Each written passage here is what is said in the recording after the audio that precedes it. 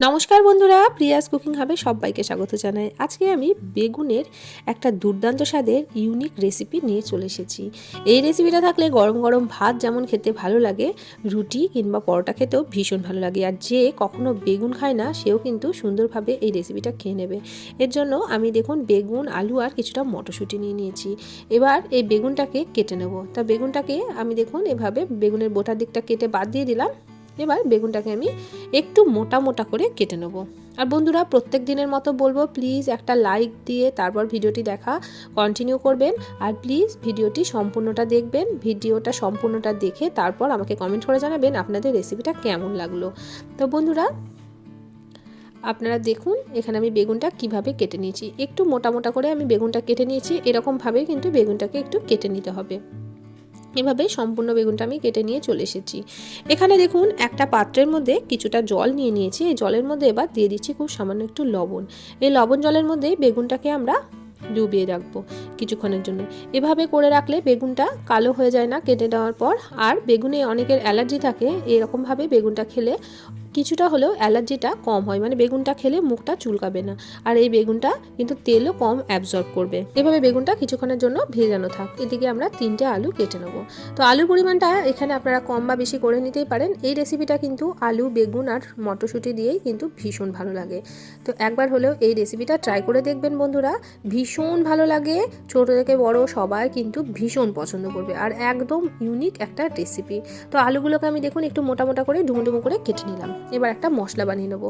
তো যে মটরশুঁটিটা আমরা রেখেছিলাম, ওই ছোটো বাটির 1 বাটি মটরশুঁটি মিক্সিং জারের মধ্যে দিয়ে দিলাম। এর মধ্যে দিয়ে দিচ্ছি কয়েক টুকরো আদা। এরপর দিয়ে দিচ্ছি ঝালের জন্য কাঁচা লঙ্কা। এই রেসিপিটা একটু ঝাল ঝাল ভালো লাগে, আমি এখানে 4টে কাঁচা লঙ্কা ব্যবহার করলাম। আপনারা কাঁচা লঙ্কাটা কম বা বেশি করে নিতে পারেন। তো দেখুন একদম মসৃণ করে এটা বেটে নিয়েছি। আর এর মধ্যে দিয়ে দিলাম মিক্সির বাটি দেওয়া কিছুটা জল। তো চলুন এবার রান্নাটা করে নিই। তো এবার একটা কড়াই বসিয়ে দিলাম। তো এই কড়াইয়ের মধ্যে দিয়ে দিচ্ছি বেশ কিছুটা সর্ষের তেল। আমি এখানে 1.5 চামচ মতো সর্ষের তেলের ব্যবহার করেছি। আপনারা কিন্তু এখানে সাদা তেল দিয়েও রান্নাটা করে নিতে পারেন, তবে আমি সর্ষের তেলেই রান্নাটা করে নিচ্ছি। তো এবার তেলের মধ্যে দিয়ে দিলাম খুব সামান্য একটু হলুদ গুঁড়ো। আর তেলটা দেখুন একদম ধোঁয়া ওঠা গরম হয়ে গেছে। তো হলুদটা খুব ভালোভাবে তেলের মধ্যে মিশিয়ে দিলাম। তো এখন যে আলুটা আমরা কেটে রেখেছিলাম সেই আলুটা ভালো করে ধুয়ে নিয়েছি। এরপর এই তেলের মধ্যে দিয়ে দিচ্ছি। আলুটাকে দিয়ে বেশ কিছুক্ষণ ধরে একটু নাড়াচাড়া করে ভাজা ভাজা করে নেব।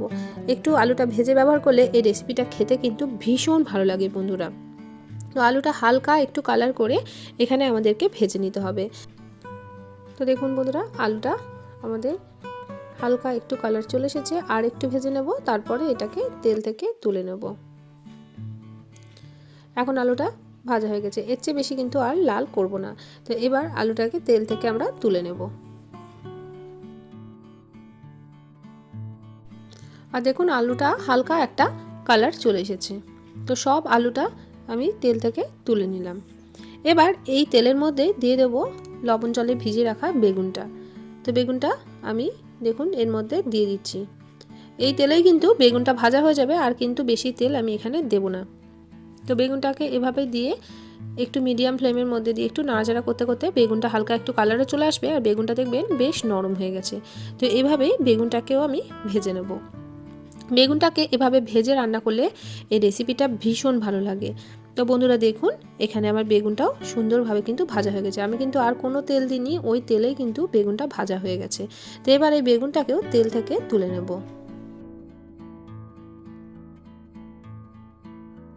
তো বন্ধুরা, আজকের রেসিপিটা কে কোথা থেকে দেখছেন অবশ্যই আমাকে কমেন্ট করে জানাবেন। আপনাদের সুন্দর সুন্দর কমেন্টে কিন্তু আমি রান্নার উৎসাহ পাই। তো বেগুনটা তুলে নিয়েছি। এবার ওই কড়াইয়ের মধ্যে দিয়ে দিলাম আরও 1 চামচ সর্ষের তেল। তো তেলটা খুব ভালো করে গরম করে নিয়েছি। এবার ওই তেলের মধ্যে দিয়ে দেবো কিছু ফোড়ন। তো আমি ফোড়নে দিয়ে দিচ্ছি 1 চামচ 5 ফোড়ন। এরপর দিয়ে দিচ্ছি শুকনো লঙ্কা আর তেজপাতা। তো শুকনো লঙ্কার মুখটা অবশ্যই করে ফাটিয়ে ব্যবহার করবেন। একটা তেজপাতা আমি ছিঁড়ে দিয়ে দিলাম, আর দিয়ে দিলাম 2টো শুকনো লঙ্কা। এরপর দিয়ে দিচ্ছি 1 চামচ হিং। হিংয়ের ফ্লেভারটা এতে কিন্তু ভীষণ ভালো আসে। আপনারা যদি হিং খেতে অপছন্দ করেন তাহলে ব্যবহার করবেন না, কিন্তু যদি আপনারা হিং খান তাহলে অবশ্যই এখানে হিংটা দেবেন। এখানে আধখানা টমেটো দিয়ে দিয়েছি। আর গ্যাসের ফ্লেমটা একদম কিন্তু লোতে রাখতে হবে।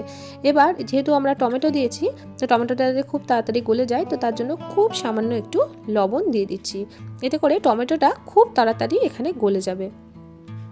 তো টমেটোটা দিয়ে ভালো করে একটু নাড়াচাড়া করতে করতে এবার মটরশুঁটি, আদা আর লঙ্কা যেটা আমরা মশলা হিসেবে বেটে রেখেছিলাম সেই মশলাটা এর মধ্যে দিয়ে দিচ্ছি। এবার এটাকে একটু হালকা হাতে নাড়াচাড়া করে দিতে হবে। তো এখন এর মধ্যে আমি 1 চামচ ধনে গুঁড়ো আর একটু হলুদ গুঁড়ো দিয়ে দেবো। তো বন্ধুরা সেই সময় আমার ক্যামেরাটা বন্ধ হয়ে গেছিলো, তাই আমি দুঃখিত। তো আমি এর মধ্যে 1 চামচ ধনে গুঁড়ো আর কালারের জন্য একটু হলুদ গুঁড়ো দিয়ে দিলাম, আর পরে দিলাম 1/2 চামচ জিরে গুঁড়ো। এবার এর মধ্যে দিয়ে দিচ্ছি 1 চামচ কাশ্মীরি লঙ্কার গুঁড়ো, এটা সুন্দর একটা কালার নিয়ে আসবে। আর এবার এর মধ্যে আমি দিয়ে দিচ্ছি স্বাদ অনুযায়ী লবণ। লবণটা এখানে বুঝে ব্যবহার করতে হবে, আমরা কিন্তু আগেও সামান্য একটু লবণের ব্যবহার করেছি। খুব সামান্য একটু চিনি দিয়ে দিলাম, এতে কিন্তু মিষ্টি হবে না, তবে স্বাদের একটা সুন্দর ব্যালেন্স হবে। তো এবার সব মশলাগুলো খুব ভালোভাবে একটু নাড়াচাড়া করে দিতে হবে। তো গ্যাসের ফ্লেমটা একদম লোতে রেখে কিন্তু মশলাটাকে কষিয়ে নিতে হবে, নাহলে যেহেতু মটরশুঁটি বেটে দেওয়া আছে তাহলে কিন্তু এটা ধরে যেতে পারে, তলায় পুড়ে গেলে কিন্তু এটা একদমই খেতে ভালো লাগবে না। তো এবার মশলাটা কষতে কষতে এর মধ্যে আরও 1 মুঠো মতো মটরশুঁটি আমি দিয়ে দিলাম। এটা অপশনাল, এটা আপনারা না চাইলে নাও দিতে পারেন। তো আমি একটু মটরশুঁটি এর মধ্যে দিয়ে দিলাম, মটরশুঁটিটা মুখে পড়লে ভীষণ ভালো লাগবে। আর এই পর্যায়ে মটরশুঁটিটা অ্যাড করলে মটরশুঁটিটা কিন্তু সুন্দরভাবে সেদ্ধও হয়ে যাবে। তো এখন মশলাটা অনেকটাই কষানো হয়ে গেছে, এই পর্যায়ে দিয়ে দিচ্ছি আগে থেকে ভেজে তুলে রাখা আলুগুলো। তো আলুগুলো এর মধ্যে দিয়ে একটু নাড়াচাড়া করে দেবো। তো আলুটা দেখবেন দিয়ে নাড়াচাড়া করতে করতে মশলা থেকে কিন্তু সুন্দরভাবে তেল ছেড়ে দেবে, আর আলুটাও কিন্তু অনেকটাই সেদ্ধ হয়ে যাবে। তো এভাবে একটু মশলাটাকে আমি একটু কষিয়ে নিচ্ছি। তো দেখবেন মশলাটা কষাতে কষাতে মশলা থেকে সুন্দর একটা তেল ছেড়ে দেবে, আর মশলাটার এত সুন্দর একটা গন্ধ বেরোয় বন্ধুরা, আপনারা যখনই বানাবেন তখন দেখলে কিন্তু বুঝতে পারবেন। খুবই সুন্দর একটা সেন্ট হয়, দেখতেও কিন্তু হয় অপূর্ব। তো দেখুন এখন কিন্তু এই মশলাটা থেকে সুন্দরভাবে তেল ছেড়ে গেছে, আর আলুটাও কিন্তু অনেকটা সেদ্ধ হয়ে গেছে। এ পর্যায়ে দিয়ে দিচ্ছি 1 কাপ গরম জল। অবশ্যই করে এখানে গরম জল দেওয়ার চেষ্টা করবেন। তো আমি এখানে মাঝারি কাপের 1 কাপ গরম জল দিয়েছি। এই রেসিপিটা কিন্তু খুব বেশি ঝোলঝোল হয় না, একটু ঝোলঝোল আর একটু গা মাখা মাখা হয়। একদম গা মাখা মাখাও হবে না, একদম ঝোলঝোলও হবে না, সেরকমভাবে কিন্তু আপনারা জলটা দিয়ে দেবেন। আপনারা যেরকম খেতে পছন্দ করেন সেরকমভাবে একটু জলটা দিয়ে দেবেন। এবার এটাকে ঢাকা দিয়ে কিছুক্ষণের জন্য ফুটিয়ে নেব। তো আমি 1.5 থেকে 2 মিনিট মতো খুব ভালোভাবে ফুটিয়ে নিয়েছি।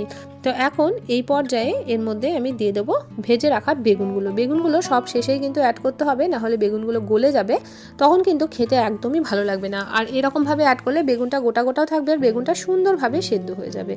তো বেগুনটা দিয়েও ভালো করে একটু নাড়াচাড়া করে দিলাম। তো এই সময় একটু লবণটা চেক করে নেবেন, যদি লবণের প্রয়োজন হয় তাহলে এখন একটু লবণটা দিয়ে দিতে পারেন। আবারও ঢাকা দিয়ে এটাকে 1 মিনিট মতো ফুটিয়ে নেব, আর গ্যাসের ফ্লেমটা কিন্তু একদম মিডিয়ামে আছে। এবার ঢাকাটা খুলে নিলাম। তো দেখুন এখন আলু বেগুন সব কিছুই কিন্তু সুন্দরভাবে সেদ্ধ হয়ে গেছে। এবার আমি দিয়ে দিচ্ছি কিছুটা ঘি, আমি 1/2 চামচ মতো ঘি এর মধ্যে দিয়ে দিলাম। ঘিয়ের ফ্লেভারটা এতে ভীষণ ভালো আসে। আপনারা চাইলে কিন্তু এখানে গরম মশলারও ব্যবহার করতে পারেন, তবে আমি কিন্তু গরম মশলা ব্যবহার করব না, কারণ মটরশুঁটির একটা সুন্দর গন্ধ হয়, গরম মশলা দিলে সেই গন্ধটা চলে যাবে। এদিকে আপনারা দেখুন আলুটা বেগুনটা সুন্দরভাবে কিন্তু সেদ্ধ হয়ে গেছে। রান্নাটা একদম আমাদের কমপ্লিট হয়ে গেছে। এখন গ্যাসের ফ্লেমটাকে বন্ধ করে দেবো। গ্যাসের ফ্লেমটা বন্ধ করে কিছুক্ষণ স্ট্যান্ডিং টাইমে ঢাকা দিয়ে এটাকে রেখে দেবো, তারপর এটাকে গরম গরম পরিবেশন করব। তো বন্ধুরা এটাকে কিছুক্ষণ স্ট্যান্ডিং টাইমে আমি রেখে দিয়েছিলাম। এবার দেখুন পরিবেশন করে দেখাচ্ছি আপনাদেরকে, কতটা লোভনীয় হয়েছে দেখতে। দেখুন বন্ধুরা আজকের রেসিপি কেমন লাগলো অবশ্যই আমাকে কমেন্ট করে জানাবেন। রেসিপি ভালো লাগলে প্রিয়জনদের সঙ্গে শেয়ার করতে কিন্তু ভুলবেন না। এরকম নিত্য নতুন রেসিপি পাওয়ার জন্য আমার চ্যানেলটি যদি এখনও পর্যন্ত সাবস্ক্রাইব করা না থাকে সাবস্ক্রাইব করে পাশে থাকার অনুরোধ রইল। পাশে থাকা বেল বাটনটিকে প্রেস করে অল নোটিফিকেশানটা অন করে রাখবেন, যাতে নিত্য নতুন কোনো রেসিপি দিলে সবার আগে আপনাদের কাছে নোটিফিকেশান পৌঁছে যায়। বন্ধুরা আজকে এই পর্যন্তই, আজকের মতো আসি। দেখা হবে অন্যদিন অন্য একটা রেসিপির সঙ্গে। আমার রেসিপিটি এতক্ষণ পর্যন্ত ধৈর্য সহকারে দেখার জন্য সকলকে অসংখ্য ধন্যবাদ। সবাই ভালো থাকবেন, সুস্থ থাকবেন, সাবধানে থাকবেন।